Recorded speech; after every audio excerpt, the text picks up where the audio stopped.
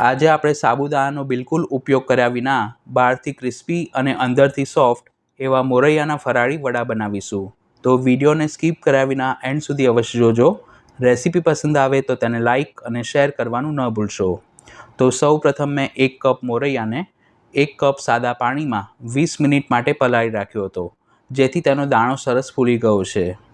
આ રીતે મોરૈયાને પલાળવાથી તેને પ્રેશર કૂક કરવામાં સમય ઓછો લાગે છે. મોરૈયાને પાણી સહિત એક કુકરમાં કાઢી તેમાં બીજું 1 કપ પાણી ઉમેરીશું અને તેની સાથે સ્વાદ પ્રમાણે સિંધવ મીઠું ઉમેરી મિક્સ કરી કુકરનું ઢાંકણ બંધ કરી 2 વિસલ થાય ત્યાં સુધી ધીમીથી મધ્યમ આંચ પર પ્રેશર કૂક કરીશું. એટલે જેટલો મોરૈયો લીધો હોય તેના કરતાં બમણું પાણી ઉમેરવું.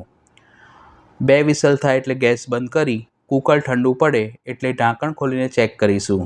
જેમ આપણે ચોખાના ભાત રાંધતા હોઈએ છીએ તે રીતે મોરૈયો પણ સરસ રંધાઈ ગયો છે, પરંતુ અત્યારે તે ખૂબ જ ગરમ છે એટલે તેને એક મિક્સિંગ બાઉલમાં કાઢી રૂમ ટેમ્પરેચર પર ઠંડો થવા દઈશું.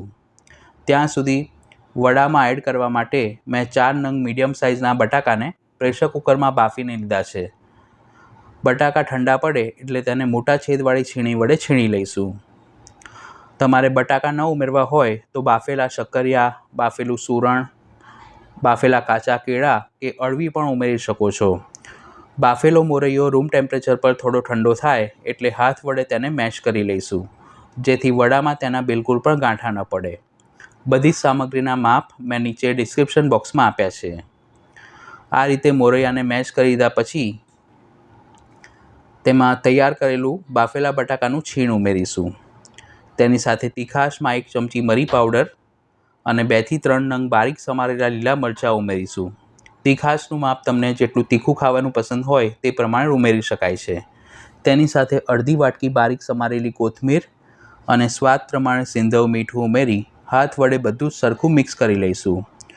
જો તમારે વડાને થોડા ક્રન્ચી બનાવવા હોય તો તેમાં અધકચરા વાટેલા કાચા શિંગદાણા પણ ઉમેરી શકો છો.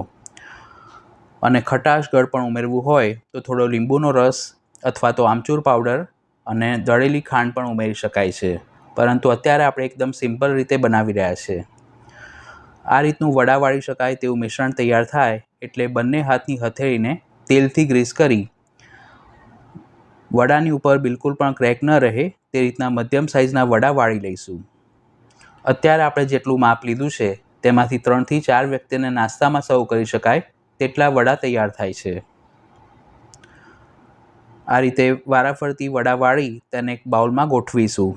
વડાને તળવા માટે કઢાઈમાં મેં જરૂર મુજબ શીંગ તેલ લઈ તેને ગરમ કરવા માટે મૂક્યું છે. તેલ મધ્યમ ગરમ થાય એટલે કઢાઈમાં સમાય તેટલા વડાને તળી લઈશું. તળતી વખતે ગેસની ફ્લેમ મીડિયમ ટુ હાઈ રાખવી અને તેલ પણ મીડિયમ ગરમ થયેલું હોવું જોઈએ. જો તમે તેને લો ફ્લેમ પર તળશો અથવા તો તેલ જરૂરિયાત કરતાં ઓછું ગરમ થયેલું હશે તો વડામાં તેલ એબ્ઝોર્બ થવાના કારણે તે પ્રમાણમાં ખૂબ જ ઓઇલી બનશે. નીચેની બાજુથી વડા થોડા સોનેરી રંગના થાય એટલે જારા વડે ફેરવતા જવું અને બંને બાજુથી આ રીતના ગોલ્ડન બ્રાઉન અને ક્રિસ્પી થાય તે રીતે તળી લઈશું. પછી તેને એક સ્ટીલની ગરણીમાં કાઢી અને ગરમા ગરમ મોરૈયાના વડાને આપણે ગ્રીન ચટણી સાથે સર્વ કરીશું.